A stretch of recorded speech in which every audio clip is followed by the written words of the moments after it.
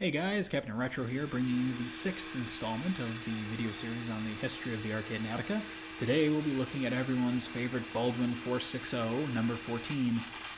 Now, number 14 is likely an engine that you're familiar with if you visited the railroad between the years of 1963 and 1989. The last recorded instance of number 14 running that I have heard of, and that is on video footage, is 1988, and from what I can tell, 1989 was its last year.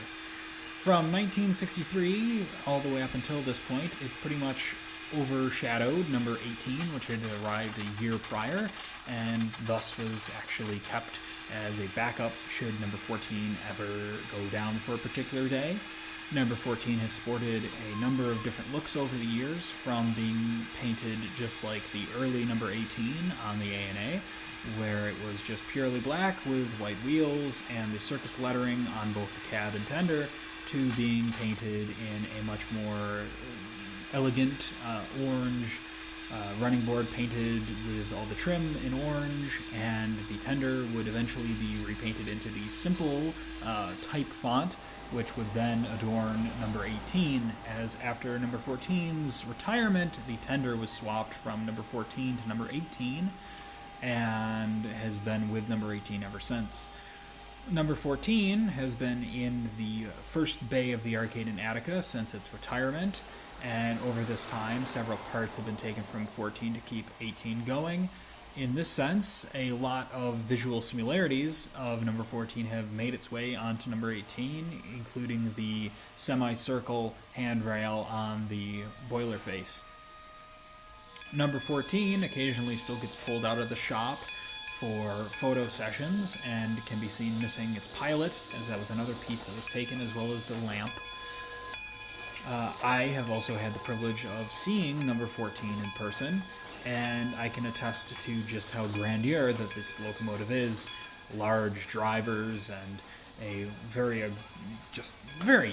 big profile make for a very nice looking locomotive, and it's no wonder that between the years of 63 and 89 that the railroad decided to run 14 as its main steam locomotive. The locomotive was featured in a lot of advertising and became, to many in that era, what 18 is to many in today's era.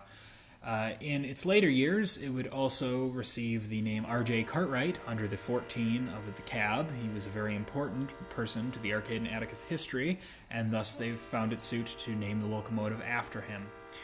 A very small time frame paint scheme that number 14 wore of note is for either the 4th of July or for the 76th celebration, the bicentennial. Number 14 was actually painted in red, white, and blue, where the front semicircle was cut up into 3 different segments, and each segment was painted red, white, and blue. This added to be quite the odd look for number 14, as the 14 on the cab remained in orange, and the colors didn't exactly match. You will have to go out of your way to find these photos, however, as though they do exist, they are in private collections, and I will not use private collections without explicit permission.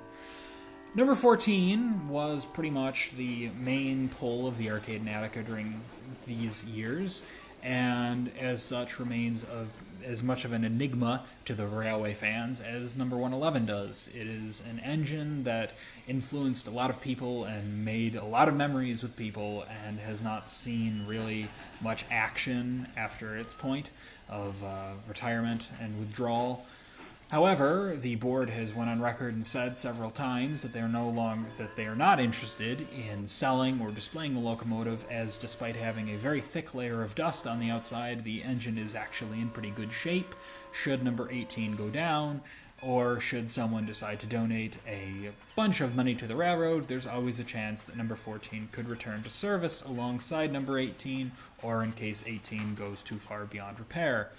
Of course, this has also led the railroad to purchase Gettysburg 76's tender for potentially 18 to give 14 back its tender, should that ever happen.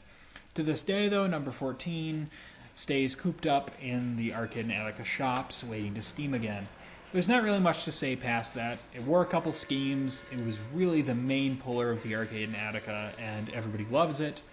It is a remnant of decades past, and thus many people wish that it would be brought back, but due to the fact that several pieces have been taken off of the locomotive, both internal and external, for use on 18, it does beg the question of just how much money it would take to do all the boiler work and the running gear work and to replace everything that has been missing just to get it operational again for excursion use. From the point that it was in this decade, it was past or before my time. However, it was not before the time of Marty Peters, who has been nice enough to give me permission to use his video footage of number 14 in 1984. And it was also not too long before James Murphy, another person who has been very helpful in providing me footage to use for these series. You can see him here as a young child sitting on the pilot of number 14. In its life before number 14, it served on the Escanaba and Lake Superior Railroad, which fortunately is a well-documented enough railroad that I was able to find these photographs of it serving its tenure there just by a quick Google search. I highly suggest that you go check out the specialty web pages created on this railroad, as it is actually a pretty neat little railroad.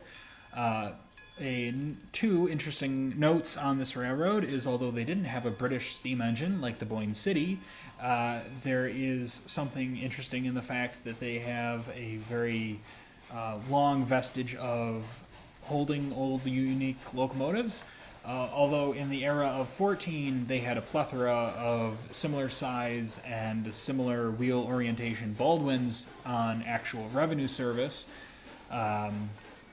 And of course, number 14 was sold to the Arcade Attica in 1963. Just a couple of years back, there was actually a move recorded out on the E&LS that featured two RF-16 Baldwin Sharknose diesels, which were long since thought to be scrapped after being rumored to be in storage and having nothing shown of them. They were moved not too long ago, and they, I believe, are undergoing restoration to become running engines again. The other note of interest to the Escanaba and Lake Superior is one of personal preference. Now, as many of you, I presume, also like railroads, I assume that many of you have a favorite fallen flag railroad. I, in fact, do as well, and it is the Great Northern. It's a railroad that I feel encompasses the switch from steam to diesel, as well as encompasses the way the railroad industry has changed throughout those years. Of course, the Great Northern was all the way back in the steam era through the first diesels, including two of the first 44-ton center cabs, which is a title that the Arcade Attica can also share with the Great Northern. And it is a railroad which did a plethora of passenger travel as well as freight travel up until 1970, when it was merged into the Burlington Northern. You can understand my happiness and excitement when I came across these photographs when doing research on the Escanaba and Lake Superior Railroad. For those who don't know, this is either a very similar or exactly the same scheme as the Great Northern's Empire Builder Phase 1 paint scheme for their diesels. And E&LS just happens to have 2 units painted in this scheme. And, well, that's quite exciting, as you never think that two railroads, which are on two separate sides of the country, are ever going to have anything to do together. I was equally as excited when I found this photograph on the Pennsylvania Railroad Museum, which shows number 110 hauling a Great Northern boxcar, and also when I found out that the Great Northern grain elevator that's been in the news recently is in fact, or was in fact, built by the Great Northern Railroad, though it's a little bit complicated history. It is interesting to note that it is the same Great Northern Railroad and the same James J. Hill. So, in lieu of all of this, I hope you have enjoyed this little rather short video on the history of Arcade Attica number 14. It is certainly an enigma on the railroad as a remnant of decades past and the early passenger excursions. However, since not much video footage exists of number 14, it is there's not very much that I can really touch on, essentially. It is very well documented photography.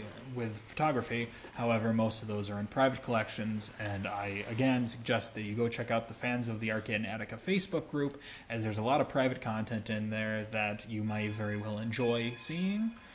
So with that, I hope you have enjoyed this segment of the history of the Arcade Attica. The next segment will be on the pre-Excursion or pre-Diesel era Arcade and Attica steam engines, although it will be basically a brief spotlight on each, as to really get a lot of photographs that are not available online, certainly not through a vague Google search.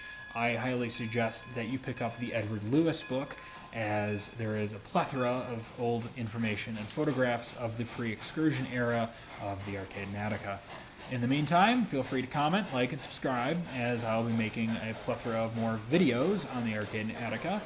And subscribing, liking, and commenting allows me to know just how well the series is doing as far as what people think. I'm always looking for feedback, as I am far from professional, and that's alright. I don't see anyone else doing a history of the Arcade Attica, so I guess it's up to me.